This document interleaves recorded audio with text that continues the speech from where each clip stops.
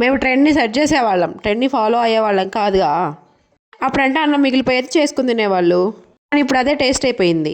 టమాటా rice ఎలా చేయాలో చూపిస్తా, వచ్చేయండి. కడాయి పెట్టేసి కొంచెం నెయ్యి, కొంచెం నూనె యాడ్ చేసుకొని లవంగాలు, చెక్క, ఇలాచి, షాజీరా అయితే యాడ్ చేసుకొని దోరగా ఫ్రై చేసుకోవాలి. తర్వాత ఒక పచ్చిమిరపకాయని నిలువుగా కట్ చేసుకొని వేసేసుకోవాలి. సన్నగా తరిగి పెట్టుకున్న ఉల్లిపాయను కూడా దోరగా వేయించేసుకొని ఒక చిన్న అల్లం వెల్లుల్లి మెద్ద పేస్ట్ అయితే వేసేసుకోవాలి. తర్వాత అది కూడా ఫ్రై అయిపోయిన తర్వాత టమాటాలు సన్నగా తరిగి పెట్టుకున్న టమాటో ఒకటి లేదా రెండింటిని అయితే కట్ చేసుకుని వేసేసుకోవాలి. కొంచెం నలిగిన తర్వాత టమాటోలు అందులో కొంచెం పసుపు అయితే యాడ్ చేసుకోవాలి. వేడిగా కుక్ చేసుకున్న అన్నాన్ని కొంచెం ఆరబెట్టేసుకొని విడివిడిగా చేసుకొని పెట్టేసుకోవాలి.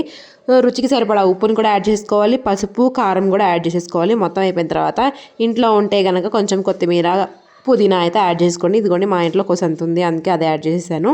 తర్వాత మనం రైస్ని అయితే యాడ్ చేసుకోవాలి. తర్వాత మిగిలిన లాస్ట్ స్టెప్ అనమాట, ఓ చిన్న నిమ్మబద్దను పిండుకొని పైనుంచి కొంచెం నెయ్యిని అయితే యాడ్ చేసుకొని మొత్తానికి ఆ పులుపుదనము, ఆ నెయ్యి మొత్తం కరిగిపోయి కలిసిపోయేలాగా మొత్తాన్ని కలిపేసుకోవాలి. ఇలా కలుపుకున్న తర్వాత ఒక 5 నిమిషాలు మూత పెట్టేసి కుక్ చేసుకుంటే ఆహా, మన ట్రెండీ అయిన టమాటా రైస్ అయితే రెడీ అయిపోయింది. ఆ కాలంలో అంటే మిగిలిపోయిన అన్నంతో చేసినా మనం మూసుకొని తినేవాళ్ళం, కానీ మన పిల్లలు అలా తినరు కదా. రోజుకో వెరైటీ ఉంటేనే పళ్ళల్లో అన్నం ఖాళీ అవ్వడం కష్టమైపోతుంది. ఈ విషయాలన్నీ అందరికీ ఏమో తెలియదు, మనం చెప్పినా వాళ్ళు నమ్మరు. ఎవరని అనుకున్నా ఏమనుకున్నా మన పిల్లలు తినడమే మనకు కావాలి. నచ్చితే సబ్స్క్రైబ్ చేయొచ్చు కదా.